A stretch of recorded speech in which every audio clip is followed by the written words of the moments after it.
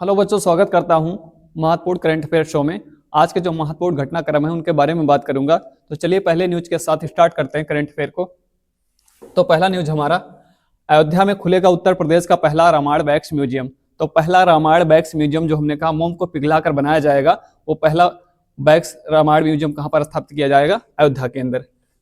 दूसरा महत्वपूर्ण current affair है हमारा, दक्षिण कोरिया में वायु दुर्घटना में 179 लोगों की मृत्यु। तो हमने कहा इस वर्ष की जो सबसे बड़ी वायु दुर्घटना है वो कहां पर हुई है? दक्षिण कोरिया के अंदर, जिसमें हमने कहा 181 लोगों में से 179 लोगों की जो है मृत्यु हो चुकी है। अगला करंट अफेयर है, नेपाल में भारत और नेपाल की सेना ने किया सैन्य अभ्यास सूर्य किरण। जो सूर्य किरण सैन्य अभ्यास होता है भारत और नेपाल की सेना के मध्य, इस बार यह सैन्य अभ्यास कहां पर हुआ? नेपाल के अंदर हुआ है। अगला है, ग्लोबल इनोवेशन इंडेक्स में इंडिया की रैंक हुई 39। तो ग्लोबल इनोवेशन इंडेक्स जो हमने कहा विश्व बौद्धिक संपदा सूचकांक होता है, उसमें इंडिया की रैंक क्या हो चुकी है? इंडिया की रैंक हो चुकी है 39। उसके बाद हमने कहा इनवीडिया ने किया Jetson Orin Nano super generative AI supercomputer का अनावरण। जो सबसे छोटा कंप्यूटर है, हमने कहा जो सबसे सस्ता कंप्यूटर है, उसका अनावरण किया गया है किस कंपनी के द्वारा? इनवीडिया कंपनी के द्वारा। तो इनवीडिया ने सबसे छोटा कंपनी बनाया, सबसे छोटा सुपर कंप्यूटर बनाया है इनवीडिया कंपनी ने। अगला है, कर्नाटक तमिलनाडु में बढ़ा पेन्नार नदी जल विवाद। तो पेन्नार नदी जल विवाद हमने कहा दो राज्यों के मध्य, एक कर्नाटक और एक हमने कहा किसके मध्य है? यह है पेन्नार नदी के मध्य। पेन्नार नदी हमने कहा कर्नाटक और तमिलनाडु के मध्य विवाद चल रहा है, ठीक है, वर्तमान में चर्चा में है। इसके बाद है, लखनऊ में किया गया पूर्व प्रधानमंत्री अटल बिहारी वाजपेयी का प्रतिमा का उदाहरण। तो पूर्व प्रधानमंत्री अटल बिहारी वाजपेयी की प्रतिमा का अनावरण कहाँ किया गया है? लखनऊ के अंदर। जो युवा महाकुंभ का आरंभ किया गया था उसी दौरान हमने कहा इस प्रतिमा का अनावरण किया गया। अगला है, दिल्ली करेगा पैरा एथलेटिक्स चैंपियनशिप 2025 की मेजबानी। तो दिल्ली इस बार जो है 2025 पैरा एथलेटिक्स चैंपियनशिप की मेजबानी करने जा रहा है, जो 2025 में होने वाला है। नेक्स्ट है, प्रधानमंत्री नरेंद्र मोदी ने किया प्रधानमंत्री स्वामित्व योजना का प्रारंभ। तो जमीन का मालिकाना हक प्रदान करने के लिए स्वामित्व योजना लाया गया है, और इसका अनावरण किसने किया है? इसको प्रारंभ किसने किया है? प्रधानमंत्री नरेंद्र मोदी ने, प्रधानमंत्री स्वामित्व योजना। नेक्स्ट है, उड़ीसा में एनटीपीसी करेगी ग्रीन हाइड्रोजन अवसंरचना स्थापित। तो ग्रीन हाइड्रोजन के लिए जो ये प्लांट लगाया जाएगा एनटीपीसी के द्वारा लगाया जाएगा, कहां पे? उड़ीसा के अंदर। चलिए संबंधित प्रश्नों को देखते हैं। पहला प्रश्न है हमारा, पहला रामायण वैक्स म्यूजियम कहां खुलेगा? तो कहां पे खुलेगा पहला वैक्स रामायण म्यूजियम? तो पहला रामायण वैक्स म्यूजियम कहां स्थापित होने जा रहा है? ऋषिकेश, अयोध्या, मथुरा या चित्रकूट? तो मैंने आपसे कहा कि जो ये म्यूजियम स्थापित होने जा रहा है वो ये अयोध्या के अंदर। तो पहला रामायण वैक्स म्यूजियम अयोध्या के अंदर हमने कहा स्थापित होने जा रहा है, ठीक है। हमने कहा ये जो वैक्स म्यूजियम है, रामायण से जुड़ी जितनी हमने कहा पौराणिक कथाएं हैं उनसे संबंधित सारे कार्य यहाँ पर किए जाएंगे, वही चीजें स्थापित की जाएंगी इस वैक्स म्यूजियम के अंतर्गत। Jetson Orin Nano super generative AI supercomputer अनावरण किसने किया था? इसका अनावरण जो किया गया है किस कंपनी के द्वारा किया गया है? Nano super generative AI supercomputer का अनावरण, तो ये इसका अनावरण किया गया है एनवीडिया कंपनी के द्वारा। तो एनवीडिया कंपनी ने हमने कहा सबसे छोटा और सबसे सस्ता कंप्यूटर बनाया है, सुपर कंप्यूटर। सबसे छोटा और सबसे सस्ता सुपर कंप्यूटर किस कंपनी के द्वारा बनाया गया है? एनवीडिया कंपनी के द्वारा। अगला है, नेपाल और भारतीय सेना के मध्य सैन्य अभ्यास सूर्य किरण कहां आयोजित किया गया? तो जो नेपाल और भारत की सेना के मध्य सूर्य किरण सैन्य अभ्यास होता है, तो ये सूर्य किरण सैन्य अभ्यास हर वर्ष होता है, और इस बार हमने कहा इसका आयोजन कहां किया गया? इसका आयोजन किया गया सलझंडी, नेपाल के अंदर। ये नेपाल में पड़ता, हमने कहा सलझंडी नेपाल, ठीक है। तो सलझंडी नेपाल के अंदर जो सैन्य अभ्यास है सूर्य किरण, ये भारत और नेपाल की सेनाओं के मध्य किया गया। नेक्स्ट है, हाल ही में जारी ग्लोबल इनोवेशन इंडेक्स में इंडिया की रैंक क्या है? तो ग्लोबल इनोवेशन इंडेक्स, ये जो ग्लोबल इनोवेशन इंडेक्स है ये जारी किया जाता है, विश्व बौद्धिक संपदा सूचकांक जो जारी किया जाता है विश्व बौद्धिक संपदा संगठन के द्वारा, ठीक है, जिसको कहते हैं वीपो,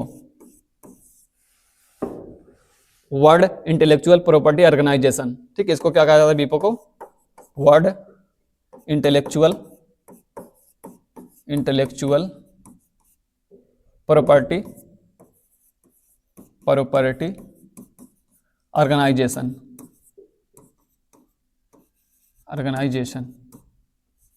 ठीक है, तो हाल ही में जारी ग्लोबल इनोवेशन इंडेक्स में भारत की रैंक क्या हो चुकी है? 39 हो चुकी है। कितनी? 39। 133 देशों में से 133 देशों में से भारत की इसमें रैंक क्या है? विश्व बौद्धिक संपदा सूचकांक में, इंटेलेक्चुअल प्रॉपर्टी में, तो मैंने कहा 39 है। नेक्स्ट क्वेश्चन है, हाल ही में चर्चा में रहा पेन्नार नदी जल विवाद किन दो राज्यों के मध्य है? तो ये मैंने कहा जो पेन्नार नदी जल विवाद चल रहा है, पेन्नार नदी जल विवाद दो राज्यों के मध्य है। एक है आपका कर्नाटक और दूसरा है तमिलनाडु। तो कौन सा विकल्प होगा हमारा सही? कर्नाटक और तमिलनाडु। तो हाल ही में चर्चा में रहा पेन्नार नदी जल विवाद किन दो राज्यों के मध्य विवाद है? कर्नाटक और तमिलनाडु के मध्य। ठीक है, ये जो विवाद हमने कहा क्यों है? तो इस विवाद का कारण हमने कहा जो दो राज्यों का जल विवाद है, तो कर्नाटक मानता है कि ये जो समझौता हुआ था पेन्नार नदी का, उसके चलते हमने कहा ये केवल जो है पीने के जल के लिए इसका उपयोग किया जाएगा, इसके जल का उपयोग पीने के लिए किया जाएगा। लेकिन तमिलनाडु क्या है, पीने के रूप में भी करता है और हमने कहा उसको सिंचाई करने के लिए भी करता है। तो ये यहाँ पर एक नदी है इसकी सहायक नदी, पेन्नार की सहायक नदी मार्कंडे। ठीक, इसी को लेकर हमने कहा विवाद है ये, जो कहा जाता है कि पेन्नार नदी जल विवाद कर्नाटक और तमिलनाडु के मध्य। ठीक है, तो समझौते के अनुसार हमने कहा उस प्रकार से जल का वितरण नहीं हो रहा है जिस प्रकार से होना चाहिए था, इसीलिए हमने कहा ये विवाद चर्चा में है, पेन्नार नदी जल विवाद। नेक्स्ट है हमारा, हाल ही में एनटीपीसी के द्वारा हरित हाइड्रोजन मिशन का अनावरण किया गया। एनटीपीसी के द्वारा हरित हाइड्रोजन मिशन का अनावरण किया गया। कहां पे किया गया? तो एनटीपीसी के द्वारा ये प्लांट लगाया गया है हरित हाइड्रोजन के लिए, ग्रीन एनर्जी के लिए। कहां पर? उड़ीसा के अंदर। ठीक है, तो ये ग्रीन एनर्जी के लिए जो प्लांट लगाया गया, किसके द्वारा लगाया गया है? एनटीपीसी के द्वारा। तो एनटीपीसी ने हमने कहा ये प्लांट लगाया है अपना, कहां पे? उड़ीसा में।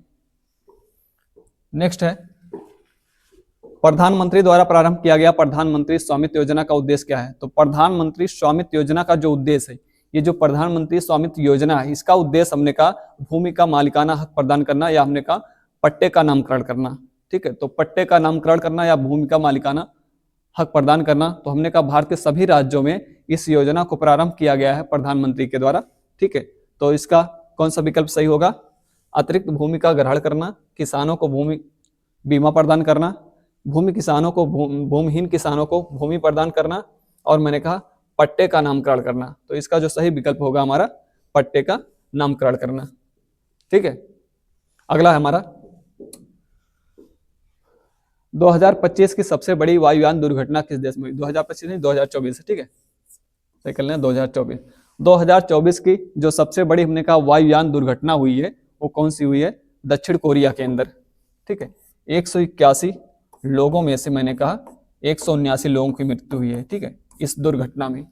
तो इस वर्ष आप देखेंगे 3-4 वायुयान दुर्घटनाएं हुई। एक रूस के अंदर हुई, एक अजरबैजान के अंदर हुई, एक ईरान के अंदर आप जानते हैं वहां के राष्ट्रपति की मृत्यु हुई थी उस वायुयान दुर्घटना में, और एक हमने कहा कोरिया के अंदर। तो अभी हाल ही में अजरबैजान के अंदर भी हुआ था एक वायुयान दुर्घटना जिसमें कई लोग मारे गए थे।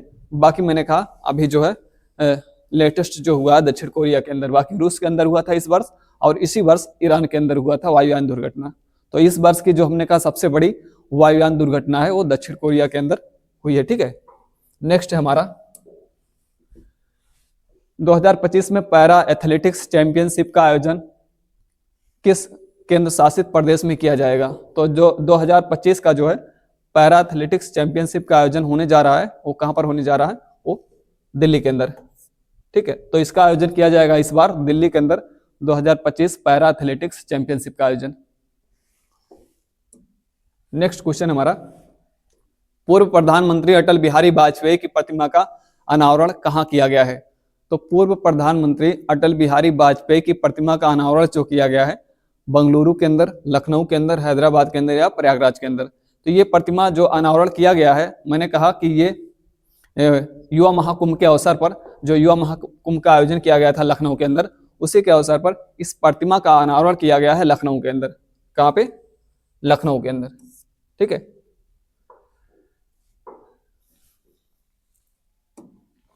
चलिए आज का जो टर्म ऑफ द डे है वो है, हमने कहा विश्व के प्रमुख पर्वत।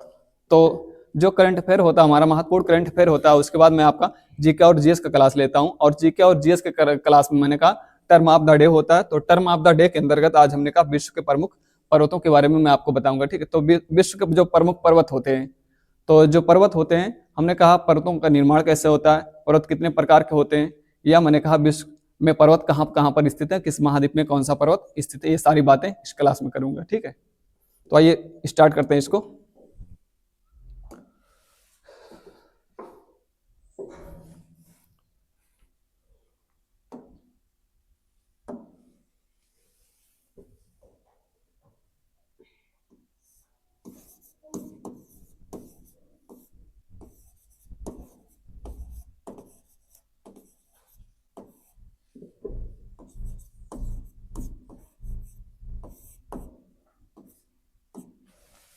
ठीक है, तो जो विश्व के प्रमुख पर्वतों के बारे में मैं आपको बताऊंगा, जैसे पर्वतों का निर्माण कैसे होता है, या पर्वत कितने तरह के होते हैं, और कौन से पर्वत हमने कहा किस देश या हमने कहा किस महाद्वीप के अंतर्गत आते हैं।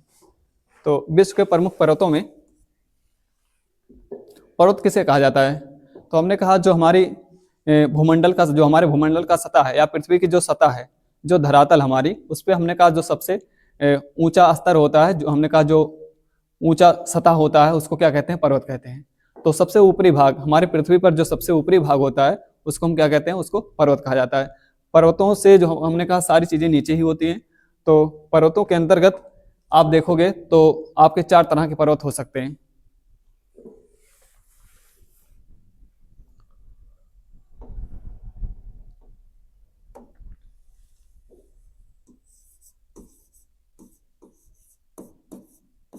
पर्वतों के प्रकार, तो मैंने कहा प्रमुख रूप से पर्वत 4 तरह के होते हैं। जैसे आप देखोगे तो आपका है बलित पर्वत, बलित पर्वत, इसके अलावा भरनशोथ, या उसको ब्लॉक पर्वत कहा जाता है, भरनशोथ या ब्लॉक पर्वत कहते हैं, ब्लॉक पर्वत। ठीक है, इसके अलावा इसको हम कहते हैं अवशिष्ट पर्वत, अवशिष्ट पर्वत, और है आपका ज्वालामुखी पर्वत,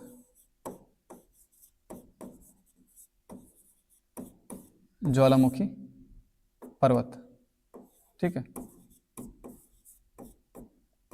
तो मैंने कहा पर्वत जो प्रमुख रूप से 4 तरह के हो सकते हैं। एक मैंने कहा आपको बताया जो है बलित पर्वत, दूसरा जो है भरनशोथ या जिसको ब्लॉक पर्वत कहा जाता है, तीसरा है आपका जो है अवशिष्ट पर्वत कहा जाता है, और चौथा है आपका मैंने कहा वो आपका कहा जाता है ज्वालामुखी पर्वत। ठीक है, तो ये जो आपका बलित पर्वत होता है, बलित पर्वत का निर्माण कैसे होता है? तो हमने कहा विश्व में ज्यादातर पर्वत किस प्रकार के हैं? तो विश्व में ज्यादातर पर्वत जो हैं वो आपके बलित प्रकार के ही हैं। जैसे मैंने कहा बलन क्रिया के द्वारा,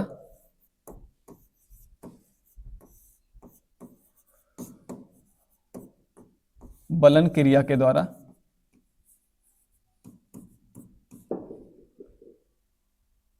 पर्वतों का निर्माण, पर्वतों का निर्माण। ठीक है, तो मैंने कहा बाबू जो बलन क्रिया के द्वारा पर्वतों का निर्माण होता है, जैसे आप देखोगे तो हमने कहा इस तरह से जब पृथ्वी की प्लेटें, जब हमने कहा आपस में टकराती हैं, या हमने कहा भू संचलन होता है, प्लेटों का भू संचलन होता है, तो हमने कहा इस तरह से जब आपस में एक प्लेटें करीब आती हैं तो इस तरह से हमने कहा बीच में क्या पड़ जाता है? मोड़ पड़ जाता है, या उसी को बलन कहा जाता है। ठीक है, तो हमने कहा जब बीच में फोल्ड हो जाता है तो फोल्ड हुआ भाग हमने कहा ऊपर उठ जाता है और उसको कहा जाता है बलित पर्वत। तो बलन क्रिया के द्वारा हमने कहा जिन पर्वतों का निर्माण होता है उसको बलित पर्वत कहते हैं। हमने कहा जब भी कोई चीज दबाया जाए तो बीच में हमने कहा वो इस तरह से सिकुड़ेगा तो हमने कहा ऊपर उठेगा, है ना, उसमें बलन पड़ेगा, तो उसी को हमने कहा बलित पर्वत कहा जाता है। और विश्व में दुनिया में ज्यादातर पर्वत किसके हैं, किसके उदाहरण है, बलित पर्वत के उदाहरण है। जैसे आप देखोगे तो जो पर्वत हैं, जैसे आप देखोगे जितने बड़े बड़े पर्वत है, चाहे हमने कहा वो आपका हिमालय हो, रॉकीज हो, एंडीज हो, आल्पस हो, यूराल हो, जितने भी पर्वत हैं, एटलस हो, सब बलित पर्वत के ही उदाहरण है ना। उसके बाद आपका है भरनसोत या ब्लॉक पर्वत कहा जाता है। तो इसका निर्माण कैसे होता है, तो भरनसोत या ब्लॉक पर्वत का निर्माण होता है भ्रंशन क्रिया के द्वारा, भ्रंशन क्रिया के द्वारा, भ्रंशन क्रिया के द्वारा, ठीक है।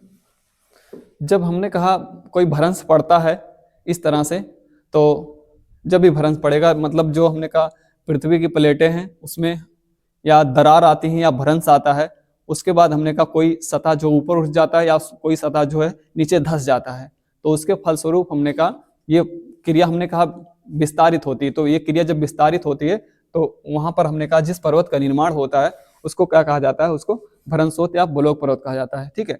जैसे मान लीजिए इस तरह से दो भाग, इस तरह से दो प्लेटें इस तरह से हैं, ठीक है, और आपस में आ जाएं, हमने कहा करीब आ जाएं, इस तरह से करीब आ जाएं, तो हमने कहा कोई दरार उत्पन्न होगा, उस दरार के माध्यम से पर्वत का निर्माण होगा, या हमने कहा कभी कभी भू संचलन के कारण प्लेटें हमने कहा इस तरह से नीचे की तरफ हमने कहा धंस जाती हैं, तब भी हमने कहा वहां पर भ्रंशोत या ब्लॉक पर्वत का निर्माण हो जाता है, ठीक है। उसके बाद आपका अवशिष्ट पर्वत,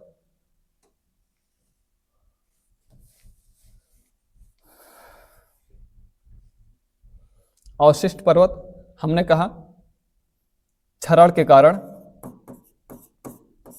क्षरण के कारण निर्मित पर्वत, निर्मित पर्वत। जब भी हमने कहा जो मूल पर्वत होता है वह धीरे धीरे हमने कहा उसमें क्षय हो जाता है, या हमने कहा उसकी चट्टानों में क्षय या उसका क्षरण हो जाता है, तो हमने कहा अवशेष बचा रहता है उसका, उस तरह से नहीं रहता जैसे हमने कहा मूल पर्वत था। जैसे हमारा अरावली का पर्वत है, या हमने कहा हमारा जो है सतपुड़ा का पर्वत है, या आपका विंध्याचल का पर्वत है, अपलेशियन पर्वत है, ये सारे पर्वत कैसे उदाहरण हैं, ये सारे पर्वत मैंने कहा अवशिष्ट पर्वत के उदाहरण हैं, क्योंकि इसका जो मूल रूप था, जो हमने कहा पहले ऊंची ऊंची लंबी श्रृंखलाएं हुआ करती थी वहां पर, उस तरह से अब दिखाई नहीं देता, तो उसको क्या कहा जाता है, उसको मैंने कहा अवशिष्ट पर्वत कहा जाता है, मतलब क्षरण हो चुका है चट्टानों का। ज्वालामुखी पर्वत, तो ये जो आपको ज्वालामुखी आपका पर्वत होता है, तो ये ज्वालामुखी पर्वत किस तरह निर्माण होता है इसका, तो ज्वालामुखी क्रिया के फलस्वरूप, ज्वालामुखी क्रिया के फलस्वरूप, क्रिया के फलस्वरूप ज्वालामुखी जब भी विस्फोट होगा तो हमने कहा वो जो है पर्वतों का निर्माण कर देता है। ज्वालामुखी विस्फोट होता है और विस्फोट होते होते हमने कहा इस तरह से जो मैग्मा होता है उसका एक अंबार लग जाता है, बहुत हमने कहा विस्तारित हो जाता है उसका अंबार, और बहुत बड़े क्षेत्र पर वो उसका विस्तार हो जाता है, तो हमने कहा धीरे धीरे वो पर्वत के रूप में परिवर्तित हो जाता है। तो ऐसे हमने कहा निर्मित संरचना को क्या कहते हैं, ज्वालामुखी क्रिया से फलस्वरूप निर्मित पर्वत कहा जाता है, ठीक है। तो ज्वालामुखी पर्वत किसको कहा जाएगा, हमने कहा जो ज्वालामुखी क्रिया के फलस्वरूप जिनका निर्माण होता है उसको ज्वालामुखी पर्वत कहते हैं। जैसे मैंने कहा किलिमंजारो पर्वत हुआ आपका, या एकांकागुआ हुआ, या आपका जो है इस तरह से कोटापैक्सी हुआ, ये सारे पर्वत हमने कहा किसके उदाहरण हैं, ये सारे पर्वत हमने कहा ज्वालामुखी क्रिया के फलस्वरूप निर्मित पर्वत हैं, ठीक है। तो जैसे मैंने कहा बलित पर्वत, भ्रंशोत पर्वत, अवशिष्ट पर्वत, ज्वालामुखी पर्वत, इसको यहां देख सकते हैं। जैसे ये वाला जो हम आपको दिखाई दे रहा है, ये वाला फिगर, इसको क्या कहा जाता है, इसको बलित पर्वत कहा गया, क्योंकि आप देख पा रहे हैं यहाँ पर बलन पड़ा हुआ इस प्रकार से मोड़दार, तो बलित पर्वत को मोड़दार पर्वत भी कहते हैं। तो ये हमने कहा जब दो प्लेटें आपस में टकराती हैं तो बीच में हमने कहा इस प्रकार से बलन पड़ जाता है और उससे निर्मित होता है आपका बलित पर्वत, ठीक है। उसके बाद ये अवशिष्ट पर्वत है, हमने कहा धीरे धीरे जब इसमें ब्लॉक पर्वत के रूप में यहाँ दिखाया गया है, धीरे धीरे क्षरण हो जाएगा तो हमने कहा अवशिष्ट पर्वत के रूप में वह परिवर्तित हो जाएगा, मूल रूप में नहीं रह जाएगा अपने। बाकी ब्लॉक पर्वत हमने कहा कोई सतह जो है इस तरह से, कोई प्लेट नीचे धंस जाती है और कोई प्लेट हमने कहा ऊपर इस तरह से बची रहती है, तो वहां पर जिस पर्वत का निर्माण होता है उसको ब्लॉक पर्वत कहा जाता है। ठीक है, तो वर्तमान समय में ऐसी घटनाएं दिखाई नहीं देती। तो वर्तमान समय में देखेंगे तो जो ज्वालामुखी होता है, ज्वालामुखी फटता है, उसी से निर्मित कुछ पर्वत आपको दिखाई देंगे नवीनतम। लेकिन हमने कहा नहीं तो बड़े स्वरूपों में किसी पर्वत का निर्माण हमने कहा एकाएक तो होता नहीं। ठीक है, उसके बाद ज्वालामुखी पर्वत है। ज्वालामुखी पर्वत जो हमने कहा ज्वालामुखी क्रिया के फलस्वरूप होता है, उसका निर्माण होता है ज्वालामुखी पर्वत के रूप में। ठीक है, तो पर्वतों के प्रकार हमने कहा प्रमुख रूप से 4 प्रकार होते हैं पर्वतों के, बलित पर्वत, अवशिष्ट पर्वत, ब्लॉक पर्वत और ज्वालामुखी पर्वत। क्या होते हैं मैंने उसको आपको समझाया है। इसके बाद हमने कहा विश्व में जब भी आप पर्वतों को देखेंगे तो वो पर्वत कहाँ पर स्थित है, या किस महाद्वीप के अंदर स्थित है, या उनकी सर्वोच्च चोटियां कौन सी है, उनका सर्वोच्च शिखर कौन सा है, ये पूछा जाता है हमसे। जैसे आप यहां से देखोगे तो उत्तरी अमेरिका महाद्वीप से, या यहां से हम देखें दक्षिण अमेरिका महाद्वीप से, तो दक्षिण अमेरिका महाद्वीप में हमने कहा जो सबसे लंबी पर्वत श्रृंखला है वो कौन सी है, एंडीज। इसको कहा जाता है एंडीज पर्वत श्रृंखला। ठीक है, ये है एंडीज पर्वत श्रृंखला।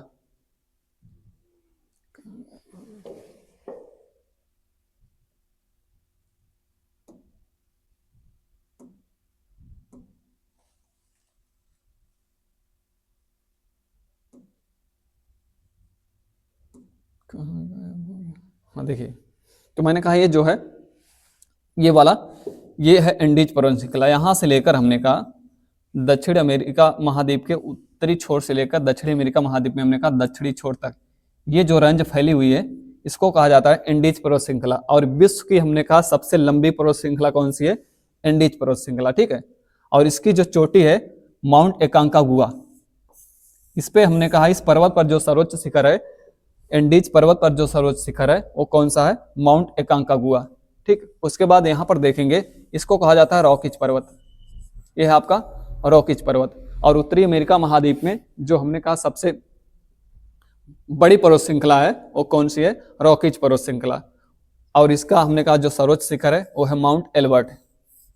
ठीक है, तो माउंट एल्बर्ट जब भी पूछा जाए, माउंट एल्बर्ट जो शिखर है ये आपके रॉकीज पर्वत श्रृंखला पर सबसे ऊंचा शिखर है। ठीक है, रॉकीज पर्वत श्रृंखला पर सबसे ऊंचा शिखर कौन सा है, माउंट एल्बर्ट। उसके बाद ये है माउंट मिचेल, ये जो आपको रेंज दिखाई दे रहा है इसको कहा जाता है अपलेशियन पर्वत श्रृंखला। ये है अमेरिका महाद्वीप के अंतर्गत या अमेरिका देश में हमने कहा ये कौन सी पर्वत श्रृंखला है, अपलेशियन। तो उत्तरी अमेरिका महाद्वीप के अंदर अपलेशियन पर्वत श्रृंखला जो हमने कहा सबसे बड़ा ब्लॉक माउंटेन कहलाता है, सबसे बड़ा जो है फरनसोत पर्वत कहलाता है, ये अपलेशियन पर्वत श्रृंखला है। और इसकी जो सर्वोच्च शिखर है, इसका सर्वोच्च शिखर कौन सा है, माउंट मिचेल। तो माउंट मिचेल इसका जो है सर्वोच्च शिखर है। बाकी यहां पर देखेंगे तो एक है माउंट मैकेंजी, माउंट मैकेंजी, और यहीं पर एक चोटी हमने कहा शिखर है यहाँ पर, इसको कहा जाता है माउंट मैकिनले, माउंट मैकिनले।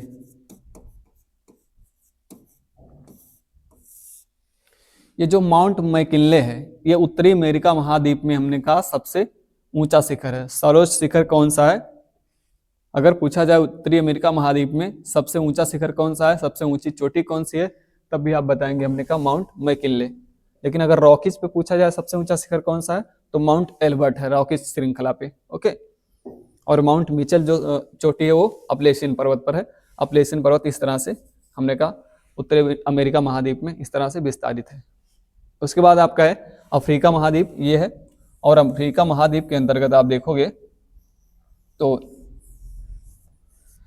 ये है एटलस पर्वत।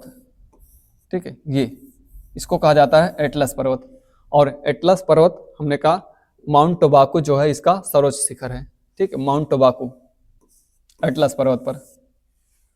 तो एटलस पर्वत अफ्रीका महाद्वीप में सबसे लंबी पर्वत श्रृंखला है।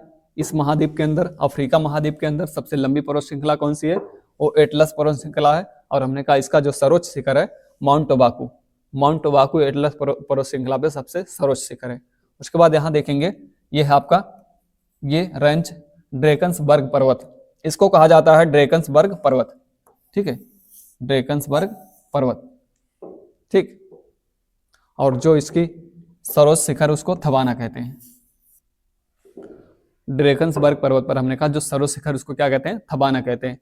तो अफ्रीका महाद्वीप में प्रमुख रूप से मैंने कहा दो पर्वत श्रृंखलाओं का नाम याद रखिएगा, एक एटलस माउंटेन है, दूसरा है ड्रेकन्सबर्ग माउंटेन। ड्रेकन्सबर्ग माउंटेन हमने कहा यहाँ है अफ्रीका के अंदर, दक्षिण अफ्रीका महाद्वीप के अंदर, और ये उत्तर अफ्रीका महाद्वीप के अंदर। और देश का नाम पूछा जाए तो ये एटलस पर्वत कहाँ पे है, तो आपका इक्वाडोर में।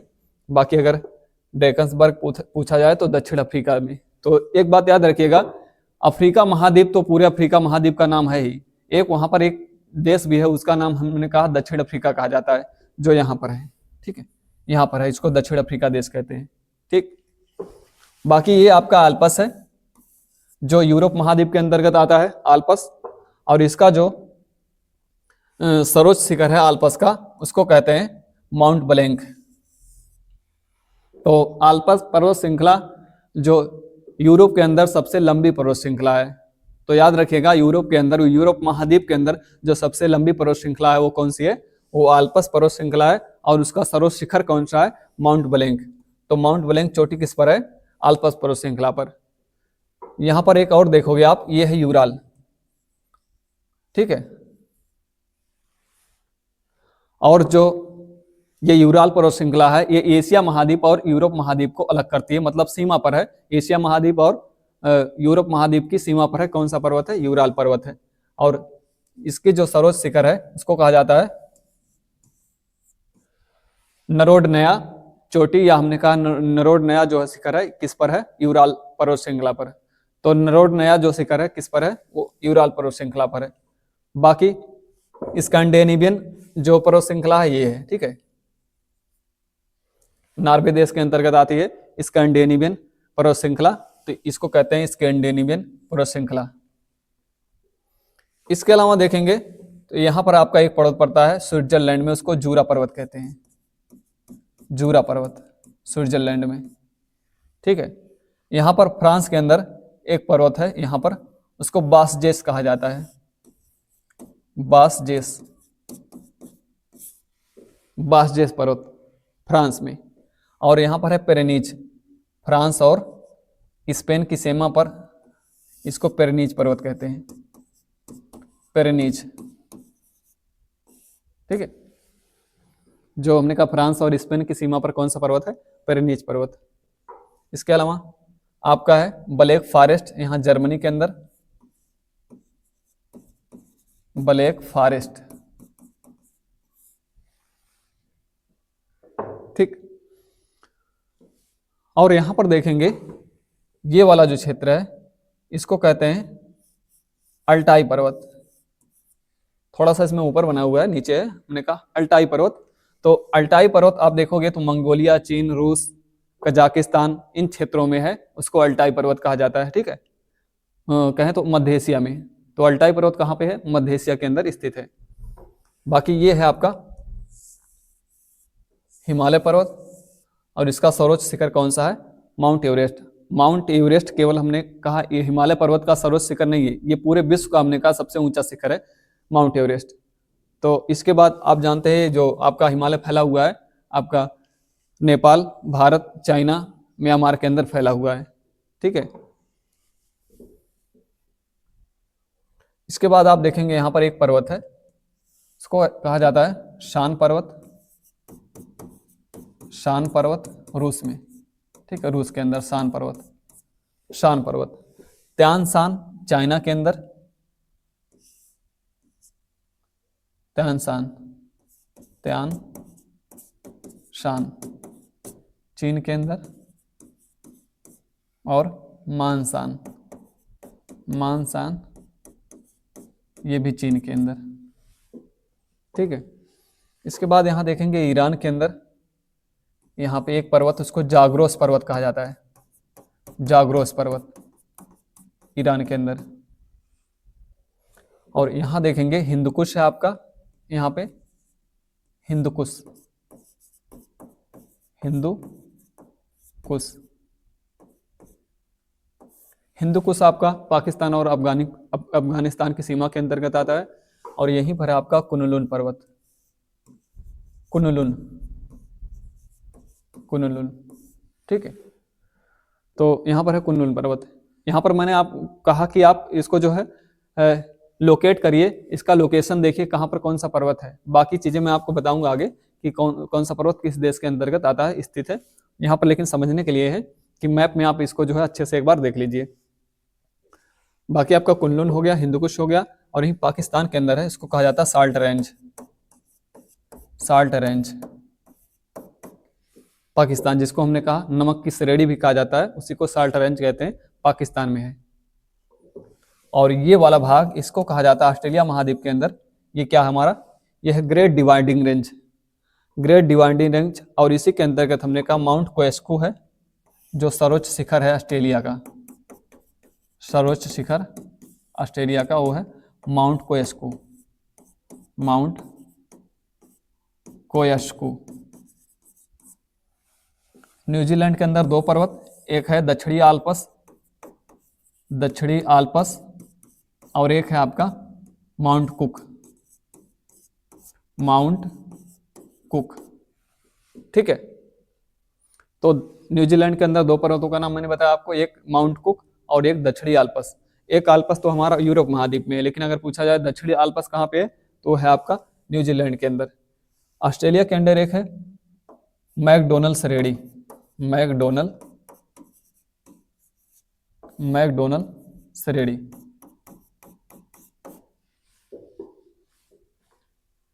ठीक है, तो जब भी आपसे पूछा जाए पर्वतों के बारे में, उसका लोकेशन कौन सा है, या उस महाद्वीप के अंदर जैसे आपसे पूछा जाए कि उत्तरी अमेरिका महाद्वीप में सर्वोच्च शिखर कौन सा है, तो माउंट मैकिनले, जो अलास्का में पड़ता है। ठीक है, उसके बाद अगर पूछा जाए दक्षिण अमेरिका महाद्वीप में सर्वोच्च शिखर कौन सा है, तो मैंने कहा वह है एंडीज के अंतर्गत एकांकागुआ। ठीक है, कौन सी चोटी, एकांकागुआ, दक्षिण अमेरिका महाद्वीप में। उसके बाद पूछा जाए एटलस, वो क्या कहते हैं, अफ्रीका महाद्वीप के अंतर्गत सर्वोच्च शिखर कौन सा है, तो यहां पर आप देखेंगे किलिमंजारो है, तंजानिया के अंदर, किलिमंजारो,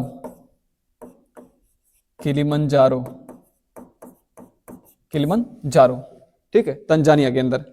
बाकी अगर पूछा जाए यूरोप के अंदर सर्वोच्च शिखर कौन सा है, तो है आपका, मैंने कहा एल्ब्रुस, माउंट एल्ब्रुस जो है, ये यूरोप महाद्वीप का सर्वोच्च शिखर है, माउंट एल्ब्रुस।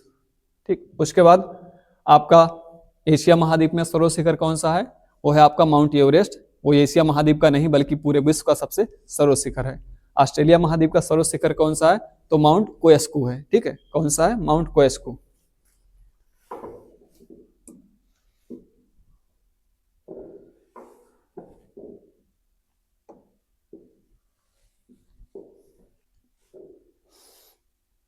आगे देखिएगा तो यहाँ पे आप देखोगे विश्व के हमने कहा प्रमुख पर्वत श्रृंखला कौन कौन से और कहाँ पर स्थित हैं।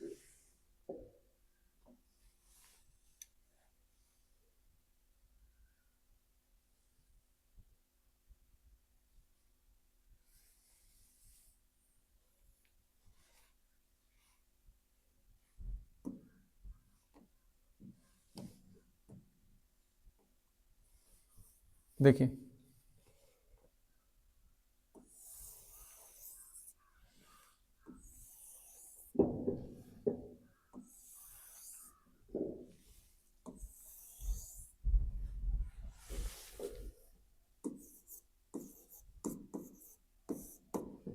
पर्वत देश,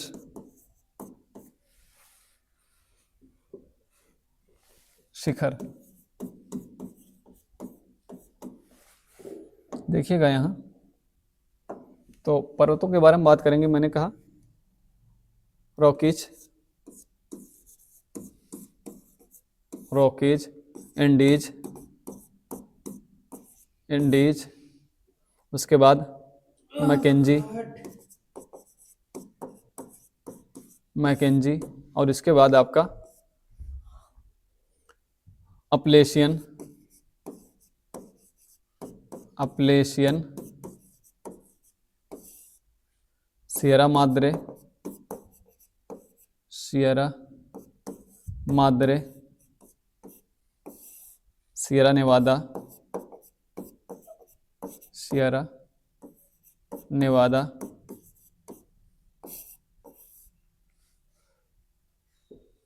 इसके अलावा आपका है आल्पस, यूराल,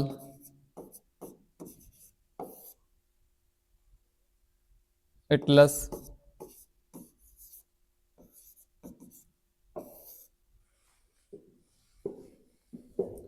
ड्रेकन्सबर्ग, ड्रेकन्सबर्ग, ठीक है, Jura, Apennine, Apennine, Pyrenees,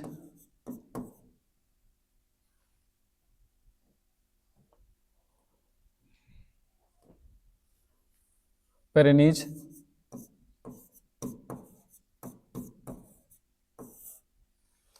Drakensberg, Jura, Apennine, Pyrenees, और इसके अलावा आपका है Vosges, Black Forest, Black Forest, Tianshan, Tianshan, Shan, मानशान, मानशान, अल्टाई, अल्टाई, जाग्रोस, ठीक है। ये सारे पर्वत मैंने कहा, जब ये पूछा जाए रॉकीज, रॉकीज आप जानते हैं कहाँ पे है, उत्तरी अमेरिका महाद्वीप में। उसके बाद एंडीज, एंडीज है आपका दक्षिण अमेरिका महाद्वीप में, दक्षिण अमेरिका महाद्वीप में। और मैकेंजी जो है ये आपका कनाडा के अंदर, कनाडा के अंदर। अपलेशियन जो है अमेरिका के अंदर, मैकेंजी कनाडा, अपलेशियन अमेरिका के अंदर ये पर्वत श्रृंखला फैली हुई है। बाकी सियरा माद्रे जो है ये मैक्सिको के अंदर, मैक्सिको के अंदर सियरा माद्रे, ठीक। उसके बाद सियरा नेवादा जो है ये भी अमेरिका के अंदर है, सियरा माद्रे अमेरिका के अंदर। आल्पस जो है ये आपका यूरोप के अंदर, यूरोप महाद्वीप के अंदर। यूराल जो है ये यूरोप और एशिया की सीमा पर, यूरोप और एशिया में, एशिया की सीमा पर। बाकी एटलस जो है आपका अफ्रीका महाद्वीप, इक्वाडोर के अंदर, इक्वाडोर में, ठीक है। और सरोज शिखर जो हमने कहा, रॉकीज का सरोज शिखर कौन सा है, वो है आपका माउंट एल्बर्ट। माउंट एल्बर्ट सरोज शिखर किसका है, रॉकीज पर्वत का। और इंडीज का जो है वो है आपका एकांका गुआ, एकांका गुआ। और अपलेशियन, अपलेशियन का जो है उसको कहा जाता है माउंट मिचेल, माउंट मिचेल, ठीक। उसके बाद Sierra Madre, Sierra Nevada, Alps, Alps का जो सरोज शिखर है वो है आपका माउंट ब्लैंक, माउंट ब्लैंक, ठीक। एटलस का माउंट टुबकल, माउंट टुबकल। पूछा था टुबकल चोटी कहाँ पे है, तो हमने कहा एटलस पर्वत श्रृंखला के अंतर्गत माउंट टुबकल।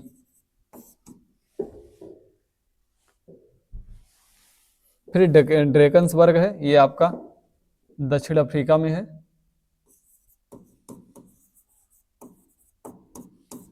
दक्षिण अफ्रीका में। जूरा जो है स्विट्जरलैंड में पर्वत है, स्विट्जरलैंड,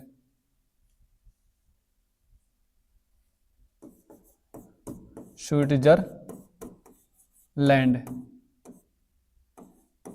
ठीक है। एपेनाइन जो है आपका ये इटली के अंदर है, फ्रांस और इटली की सीमा पर, फ्रांस और इटली की सीमा पर। पेरेनीज जो है ये फ्रांस और स्पेन की सीमा पर है, पेरेनीज पर्वत। बासजेस जो है ये आपका पड़ता हमने कहा फ्रांस के अंदर, फ्रांस में ये पर्वत है बासजेस। ब्लैक फॉरेस्ट जर्मनी में ये पर्वत है। ठीक है, मैं एक जगह लिख दे रहा हूं जिससे आपको आसानी हो याद करने में, क्योंकि ये हमने कहा चीजें जो है एकत्र नहीं होती, एक जगह नहीं होती। उसके बाद त्यान श्यान है, और त्यान श्यान जो पर्वत है ये चीन के अंदर, शान जो है रूस के अंदर, शान पर्वत रूस के अंदर है। मान श्यान ये भी चीन के अंदर है। और आपका अल्टाई जो है मध्य एशिया के अंदर, मध्य एशिया। ठीक है, जाग्रोस जो है ईरान के अंदर।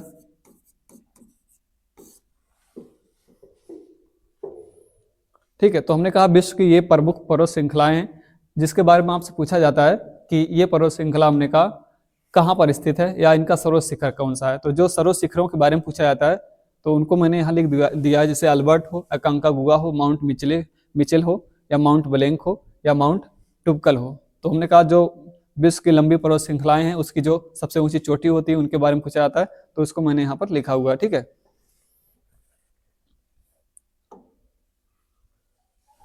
इसके अलावा आप देखोगे तो यहीं पर देखिएगा आपका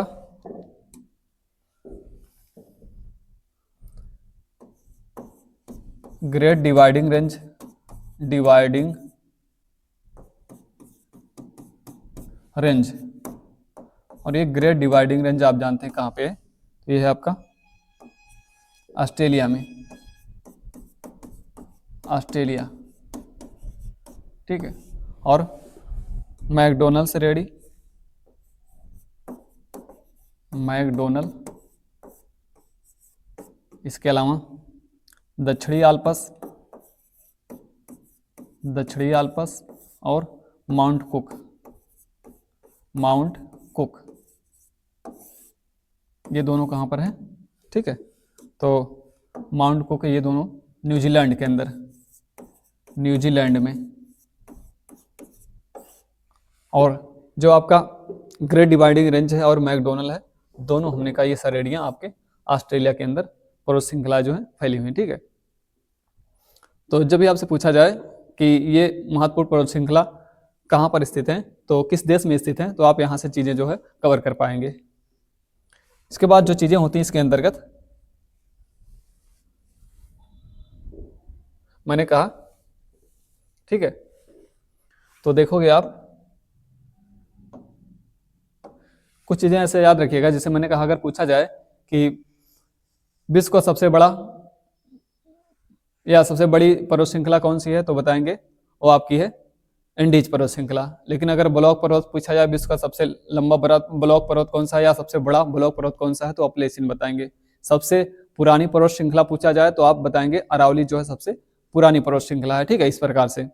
बाकी अगर आपसे पूछा जाए कि जो है किस महाद्वीप में कौन सा पर्वत श्रृंखला सबसे बड़ा है, तो ये मैंने आपको बताया है, या उस महाद्वीप के अंतर्गत सर्वोच्च शिखर या सर्वोच्च चोटी कौन सी है, ये भी मैंने यहाँ पर लिखा था। ठीक है, तो जब भी आपको पर्वत के बारे में पूछा जाएगा तो इतनी बातें पूछी जाती हैं, इतनी बातों से बाहर नहीं आता, क्योंकि पर्वतों के बारे में ही चीजें होती हैं कि पर्वत का निर्माण कैसे होता है। तो हमने कहा 4 तरह से प्रमुख रूप से होता है, और 4 तरह के पर्वतों में हमने कहा जो मोड़दार पर्वत होते हैं या बलित पर्वत होते हैं उनकी संख्या ज्यादा है। विश्व में ज्यादातर बलित पर्वत के ही उदाहरण हैं। जैसे मैंने कहा आपका बलित पर्वत का उदाहरण है आल्पस है, यूराल है, एंडीज है, रॉकीज है, हिमालय है।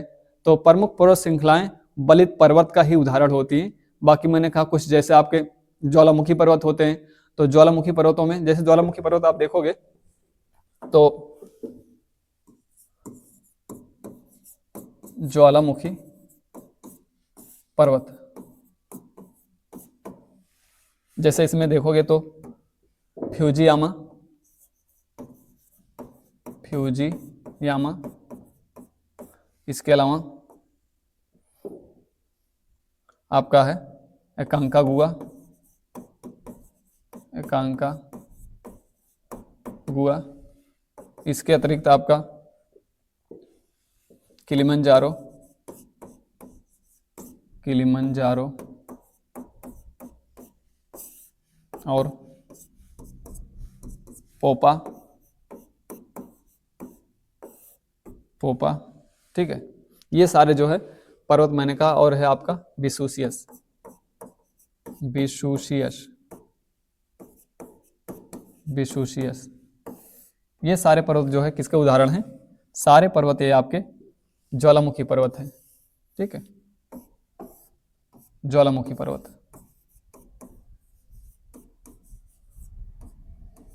ज्वालामुखी पर्वत, ठीक है। ये सारे ज्वालामुखी पर्वत के उदाहरण हैं। बाकी मैंने आपको जो है बलित पर्वत का उदाहरण बता दिया। बाकी अगर आपसे भरनसोत पर्वत का उदाहरण पूछा जाए, जिसको ब्लॉक पर्वत कहा जाता है,